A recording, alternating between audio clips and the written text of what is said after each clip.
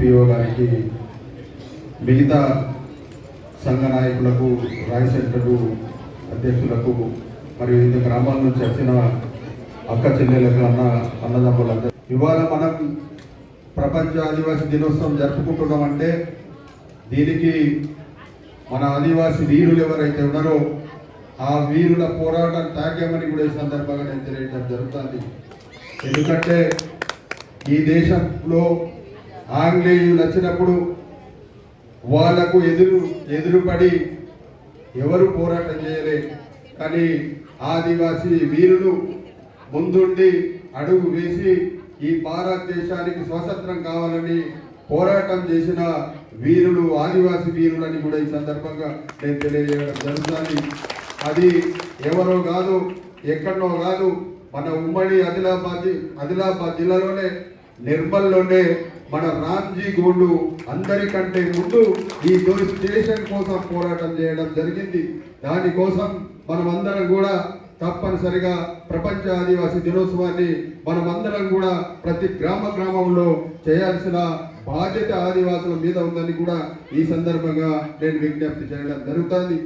ఉమ్మడి ఆదిలాబాద్ జిల్లాలో రామ్జీ గౌడ్ అయితే అదే రకంగా భగవాన్ బిర్సా ముండా కూడా ఈ దేశం కోసం అందరికంటే ముందు ఆయన కూడా పోరాటం చేయడం జరిగిందని కూడా ఈ సందర్భంగా తెలియజేయడం జరుగుతుంది. బిర్సా ముండా ఆనాడు ఆంగ్లేయులు ఆవు మాంసం పెడితే ఉప్పు అన్నం దీని బతికిన మన వీరుడు. అలాంటి వీరుల కోసం మనం ఆ ప్రపంచ ఆదివాసీ దినోత్సవం జరుపుకోవాలని కూడా ఈ సందర్భంగా నేను తెలియజేయడం జరుగుతుంది. ఇవాళ మన గౌరవ రాష్ట్రపతి ముర్ము గారు సంతాల్ తెగకు చెందినది. సంతాల్ తెగ ఈ దేశం కోసం, ఈ దేశ స్వాతంత్రం కోసం త్యాగం చేసి దాదాపుగా 30-40 వేల మంది పోరాటం చేసి అమరులైన ఆదివాసులని కూడా ఈ సందర్భంగా నేను తెలియడం జరుగుతుంది. కాబట్టి ఆదివాసి సోదరులారా, ఇక ముందు తప్పనిసరిగా ఫారెస్ట్ అధికారులు మన మీద జులుం చేస్తున్నారు. మనం కూడా జులుం చేయకపోతే కుదరదని కూడా ఈ సందర్భంగా తెలియజేయడం జరుగుతుంది.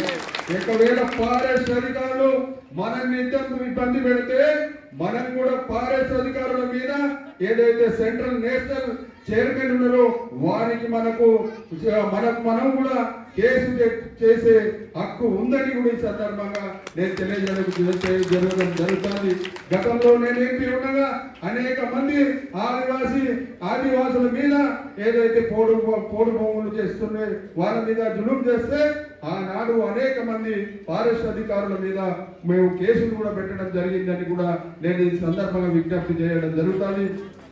ఫారెస్ట్ విషయం ఎవరో కాదు, కలెక్టరు, ఎస్పీ, మరి అదేవిధంగా పిఓ చేసే పని కాదు. మన గౌరవ పార్లమెంట్ సభ్యులు చేయాల్సిన బాధ్యతని కూడా ఈ సందర్భంగా నేను తెలియజేయడం జరుగుతుంది. ఇది కేవలము సెంట్రల్ గవర్నమెంట్ ఏ రాష్ట్రంలో ఇబ్బంది లేకుండా మన రాష్ట్రంలో ఇబ్బంది పెడుతుంది. కాబట్టి నాకు గోడం నగేష్ గారు మీరు తప్పనిసరిగా ప్రధానమంత్రి నరేంద్ర మోదీ గారితో మాట్లాడి ఆదివాసుల మీద ఫారెస్ట్ జులుం బాగా చేయడం జరుగుతుంది. కాబట్టి ఫారెస్ట్ జులుం నుంచి ఆదివాసులు కాపాడాలని కూడా ఈ సందర్భంగా నేను విజ్ఞప్తి చేయడం జరుగుతుంది.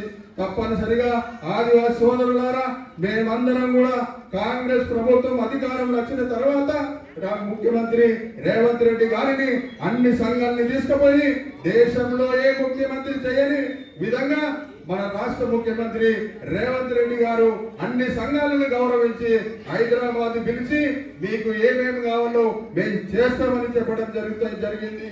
త్వరలో నేను బొచ్చు అదే రకంగా సంఘ నాయకులను మళ్ళొకసారి ముఖ్యమంత్రి రేవంత్ గారితో మళ్ళొకసారి సమావేశం ఏర్పాటు చేయడం జరుగుతుందని కూడా ఈ సందర్భంగా నేను తెలియజేయడం జరుగుతుంది.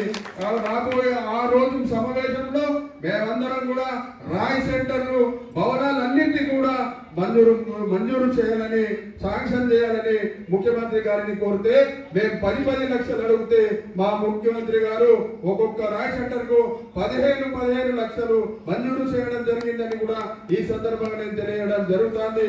రాబోయే రోజులలో తప్పనిసరిగా ఈ ముఖ్యమంత్రి గారిని ఒప్పించి ఏదైతే మనకు వ్యవసాయం చేసుకునే రైతులు ఎవరైతే ఉన్నారో వాళ్ళందరికీ కూడా సోలార్ మంజూరు చేసే బాధ్యత రాష్ట్ర ముఖ్యమంత్రి తీసుకుంటారని కూడా ఈ సందర్భంగా నేను తెలియడం జరుగుతుంది.